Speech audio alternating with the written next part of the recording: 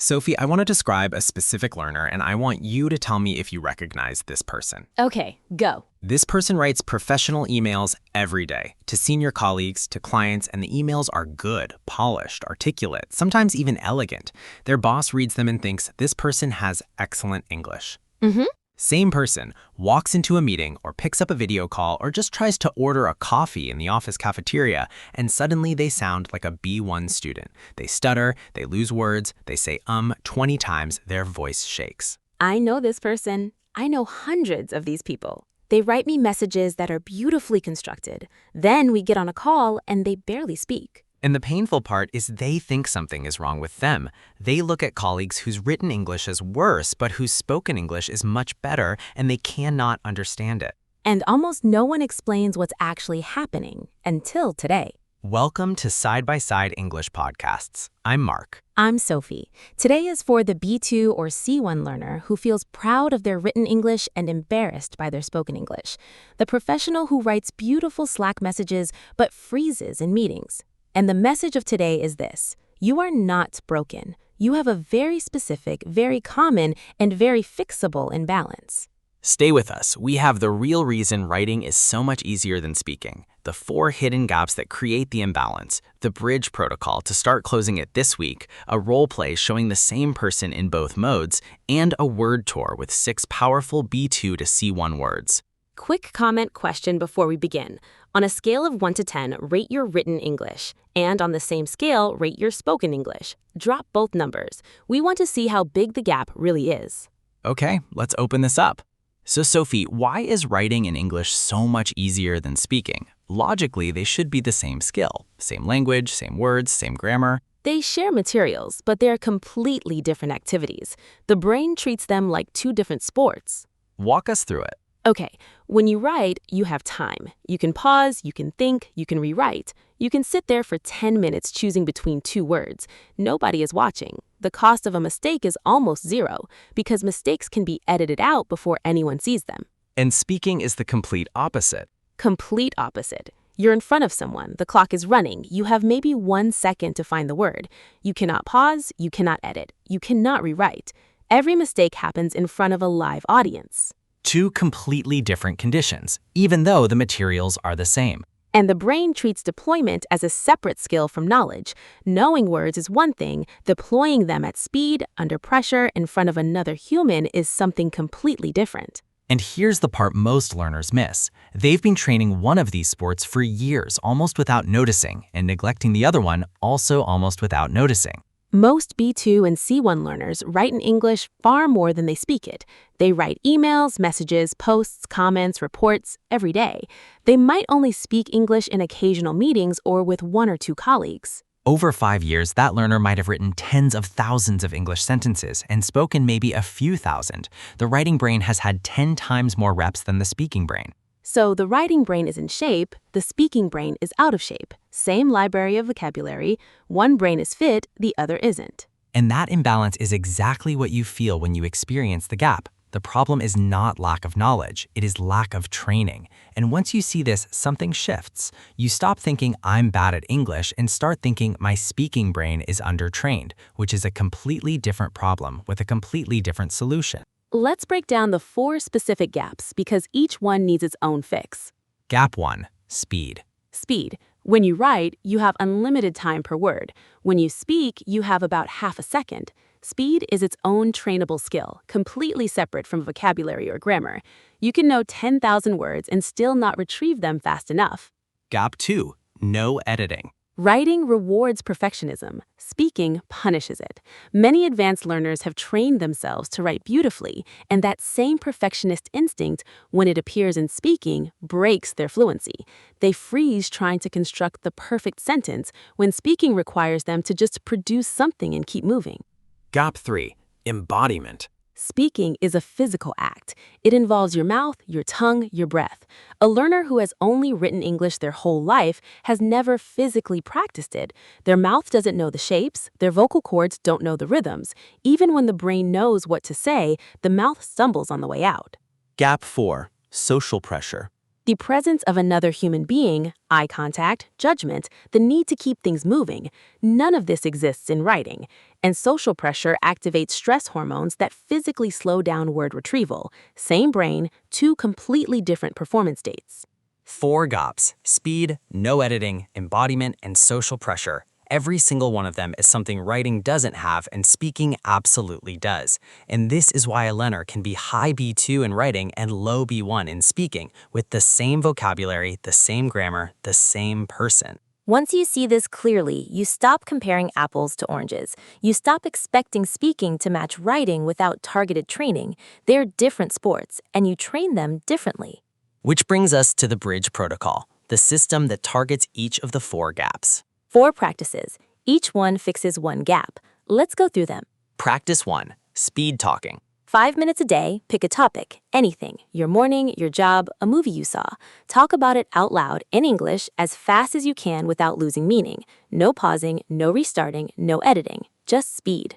Nobody has to hear it. Voice memo on your phone, talking to yourself in the car, in your room, on a walk. 5 minutes a day. Within a week or two, retrieval speed measurably increases because the brain is finally being forced to operate at conversation speed. Practice 2, the keep going rule. When you speak, you do not edit, you do not fix, you do not restart sentences. Mistakes happen. You finish the sentence, you move on. Over time, the perfectionist instinct weakens and the speaking flow returns. Practice 3, reading out loud. This is one of the most underrated practices in language learning.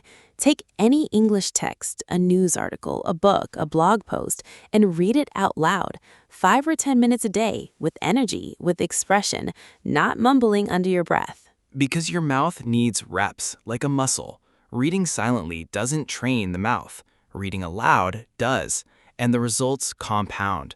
Articulation improves. Rhythm improves, stamina improves. Words start flowing more smoothly because your mouth is no longer surprised by English shapes. Practice 4, speak under pressure deliberately. All the practice in the world won't help if you only practice alone. You also need to practice under the conditions that real speaking happens under. Language partners, conversation classes, phone calls with friends, anything that introduces a live human variable.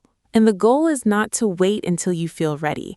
The goal is to not feel ready and do it anyway, because the readiness only comes from doing it.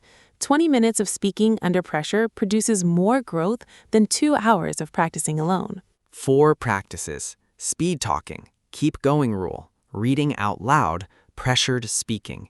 Even 15 minutes a day total, and the gap starts closing within weeks, not years, because the writing brain has already done most of the work. The library is full. The speaking brain just needs to learn how to grab the books quickly. Okay, let's do a role play so learners can hear what the gap actually sounds like. Yes, same person, same project. First, what she writes in her email, then what she sounds like 5 minutes later in a meeting.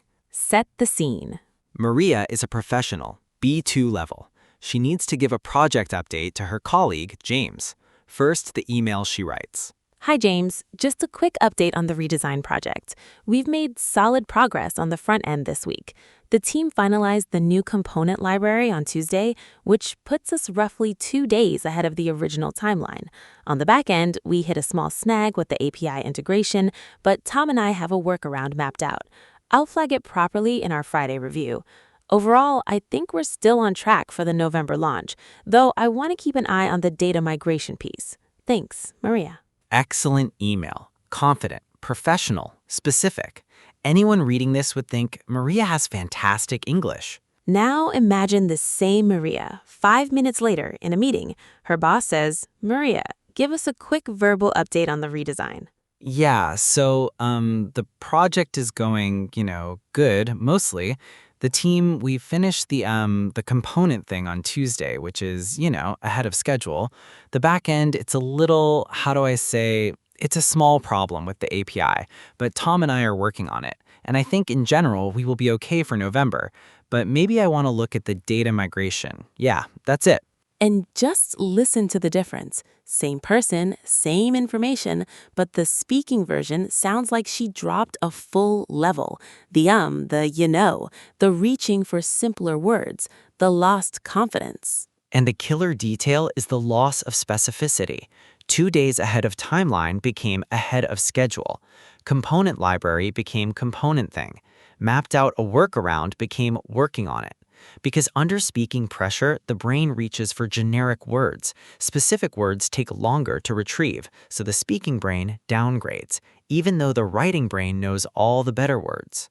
And the boss in that meeting, hearing the speaking version, forms an impression of Maria that doesn't match her real ability. This is what makes the gap so unfair. It causes real professional damage.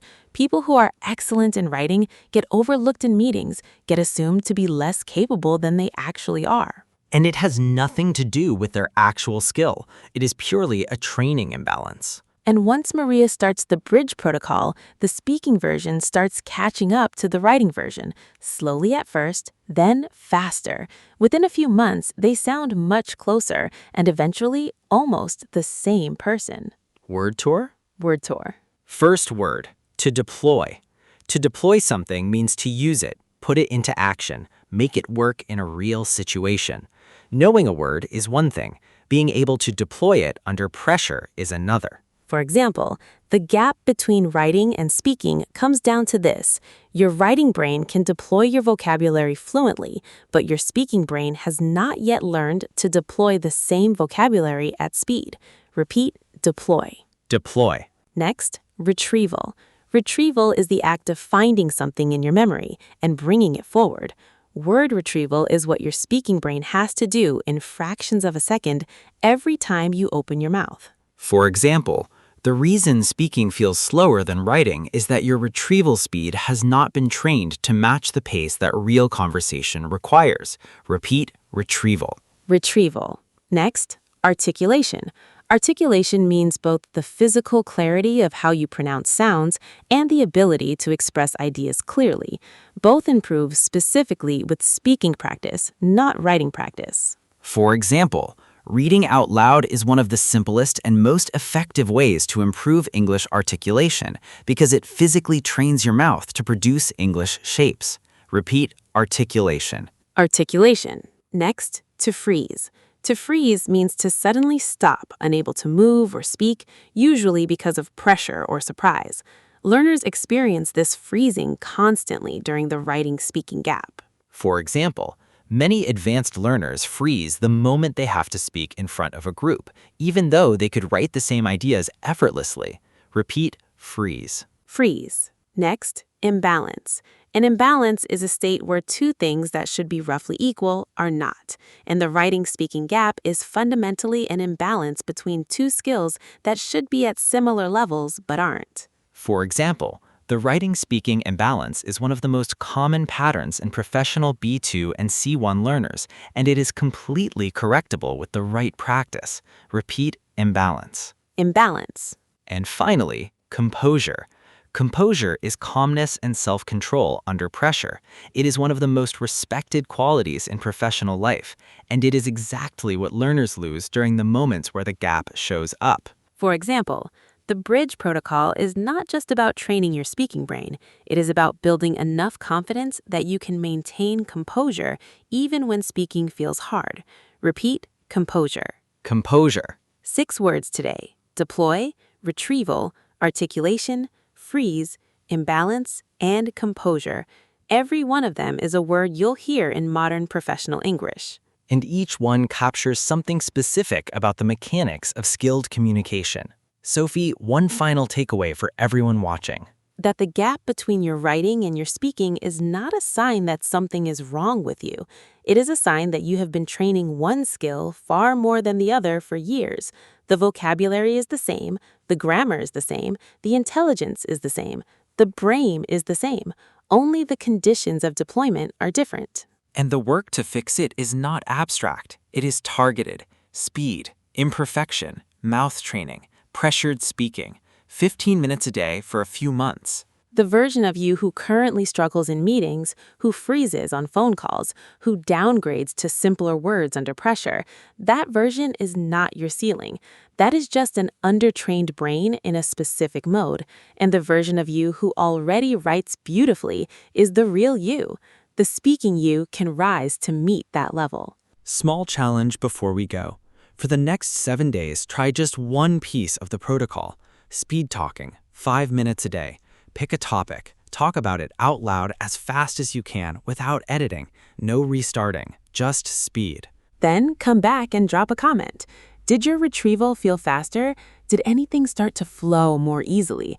Did the gap between your brain and your mouth start to shrink even a little? Because 7 days of this is enough to feel a real shift. And once you feel that shift, you know the gap is not permanent. I'm Sophie. I'm Mark. Train your speaking brain. Trust the process. We'll see you in the next one. Bye, everyone. Bye.